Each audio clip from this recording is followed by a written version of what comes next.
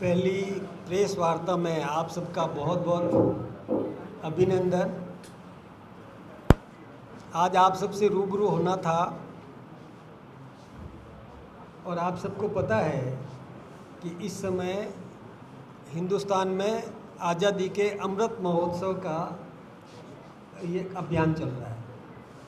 हमारे देश को आज़ाद हुए 75 वर्ष पूर्ण हो रहे हैं और उस उपलक्ष्य में बाकी तो 15 अगस्त हम मनाते ही मनाते हैं, लेकिन ये विशेष महत्व रखता है कि इस बार हम राष्ट्रीय चरित्र युक्त व्यक्तित्व निर्माण करने के लिए एक अभियान हमने छेड़ा है। हमने ये अभियान छेड़ा है कि ये 15 अगस्त और 26 जनवरी ये जो कार्यक्रम है ये केवल प्रतीकात्मक नहीं रहे और इसको त्योहार के रूप में इस देश में मनाया जाए। इसके लिए हिंदुस्तान के हमारे प्रधानमंत्री आदरणीय नरेंद्र भाई मोदी जी ने एक अभियान बताया है हम सबको कि घर घर तिरंगा ये पहुंचाना है। प्रत्येक नागरिक के मन में इस प्रकार का जज्बा पैदा करना है कि हमने किस प्रकार से आज़ादी प्राप्त की और आज़ादी को हम उत्सव और इस प्रकार से मनाएं कि सबकी भागीदारी इसमें सन्निहित हो। सबसे पहले तो मैं आपको भी बहुत बहुत धन्यवाद देना चाहूँगा कि आप सबके सहयोग से आपने जो जागरण अभियान में हमारा योगदान दिया, तो हमारे देश के प्रधानमंत्री नरेंद्र भाई मोदी जी तीसरी बार भारत के प्रधानमंत्री बन सके और इसमें मैं सोचता हूँ कि संपूर्ण देशवासियों का योगदान रहा। ठीक इसी प्रकार से राजस्थान में भी हमारी सरकार बनी और आदरणीय भजन लाल जी शर्मा राजस्थान के मुख्यमंत्री बने। राजस्थान में डबल इंजन की सरकार बनी। दोनों ने शानदार जानदार दोनों सरकारों ने जो बजट दिया, केंद्र सरकार ने राजस्थान को बहुत कुछ दिया, राजस्थान ने भी उसका पूरा उपयोग करके आम नागरिक के जीवन स्तर को ऊंचा उठाने में अपना योगदान दिया। इस प्रकार की बजट घोषणाएं उन्होंने की। लेकिन अभी आज का जो विषय है वो है अमृत महोत्सव के 15 अगस्त को हम और आम नागरिक तक ये पहुंचाएं और आम नागरिक की उसमें भागीदारी सुनिश्चित हो। हमने ये आह्वान किया है हमारे प्रत्येक कार्यकर्ता को कि वो जनता को और जागृत करके साथ में जोड़ करके और इस कार्यक्रम में भी सम्मिलित हो, क्योंकि ये देश को आज़ादी बहुत कठिनाई से मिली है। बहुत संघर्ष के बाद देश आज़ाद हुआ था 1947 में। कितनी कुर्बानियाँ दी हमारे नौजवानों ने, जिन्होंने देश को आज़ाद कराने के लिए कई प्रकार के कष्ट झेले। आप जानते हैं कि कई प्रकार के कष्टों में एक शांतिपूर्वक आंदोलन भी था और एक क्रांतिकारी आंदोलन भी था। तो क्रांतिकारी आंदोलन में कईयों ने अपनी जान गंवाई, संघर्ष झेले, बहुत कठिन तपस्या की, जेलें भुगती और अंडमान निकोबार जैसे जहाँ काला पानी, वहाँ सिलोडर जेल में भी जिनको और सज़ा भुगतना पड़ा, ये सब आपने देखा होगा। और मैं सोचता हूँ कि इसके बारे में आप सब बहुत जागरूक हैं और आप अच्छी तरह से ये बात जानते हैं कि कितना कठिनाई से ये देश को आज़ादी मिली। इसके साथ ही हम ये प्रत्येक हमारे कार्यकर्ता प्रत्येक घर तक पहुंच रहे हैं, गली गली में पहुंच रहे हैं, प्रत्येक दुकान तक पहुंच रहे हैं और वहां पर और तिरंगा ध्वज लेकर के जा रहे हैं और वो गर्व से अपने घर पर, अपनी गाड़ी पर, अपने और कोई प्रतिष्ठान पर तिरंगा ध्वज वो लगाएगा और गौरव का अनुभव करेगा। इसके साथ ही मैं एक बात और बताना चाहूँगा कि अभी 14 अगस्त को विभाजन विभीषिका भी हम उसकी गोष्ठियाँ भी आयोजित करेंगे। विभाजन विभीषिका इसलिए कि आप सब जानते हैं कि 14 अगस्त को पाकिस्तान आज़ाद हुआ था और 15 अगस्त को भारत आज़ाद हुआ था और उस समय की स्थिति अपन कल्पना कर सकते हैं।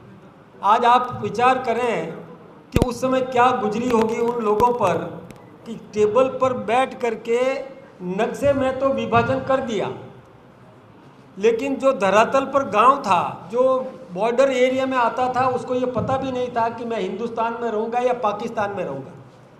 वो गांव हिंदुस्तान में रहेगा या पाकिस्तान में रहेगा, उस गांव के नागरिकों को ये पता नहीं था।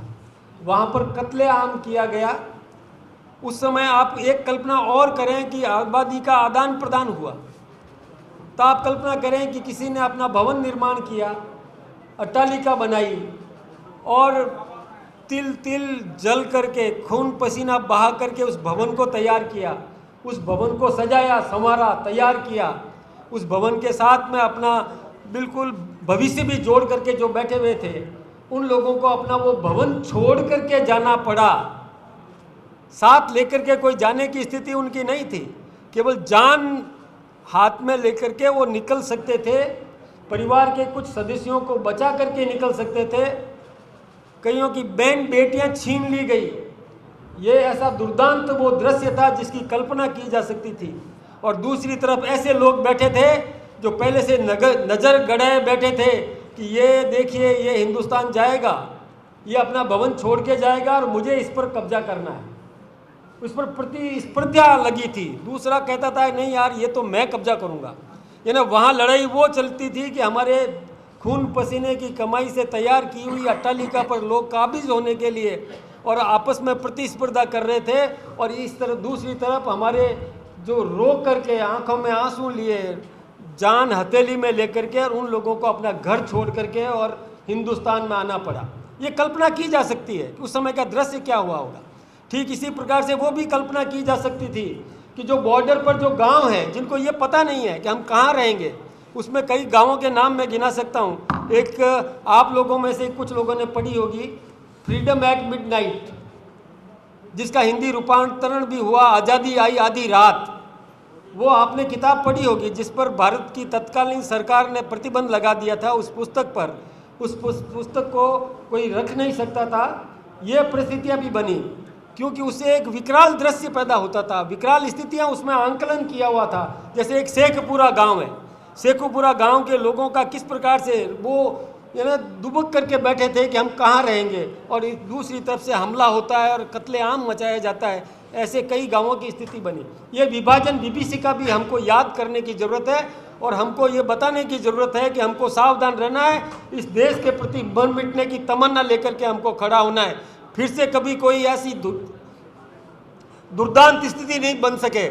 ये सारा हम सबको जानकारी देने के लिए हम ये अभियान चला रहे हैं। हम ये कोई केवल कपोल कल्पित बात नहीं कर रहे। आप सबको पता है कि आजकल क्या हो रहा है बांग्लादेश में। ये सब आप कल्पना कर सकते हैं क्या स्थितियां बन रही है। तो ये सब हम इस देश के नागरिकों को जागृत करने के लिए ये अभियान चला रहे हैं। इसके लिए मैं आप सबका भी सहयोग चाहूँगा कि इस देश के प्रत्येक नागरिक के कण कण में इस देश के प्रति भक्ति भाव पैदा करने में, इस देश के प्रति मर मिटने की तमन्ना पैदा करने में आप भी हमारा योगदान दें। इस अमृत महोत्सव को सफल बनाने में आप सबकी बहुत बड़ी भूमिका है। मैं जानता हूँ कि आज ये जो लोकतंत्र का चौथा प्रहरी है, स्तंभ है, चौथा स्तंभ है, और इनकी जवाबदारी हम सब से भी बढ़ करके है। हम तो किसी एक विषय को किसी छोटे से क्षेत्र में और फैला सकते हैं, समझा सकते हैं, जागृत कर सकते हैं, लेकिन आपका बहुत बहुत अभिनंदन करना चाहूँगा कि आप हमारी इस भावना को, या आपके मन में भी इस प्रकार की भावना जागृत है, लेकिन फिर भी मैं निवेदन करना चाहूँगा कि कृपा करके इस अभियान को सफल बनाने में अपना योगदान दें। ये देश हम सब का है, आपका, हमारा 140 करोड़ नागरिकों का ये देश है।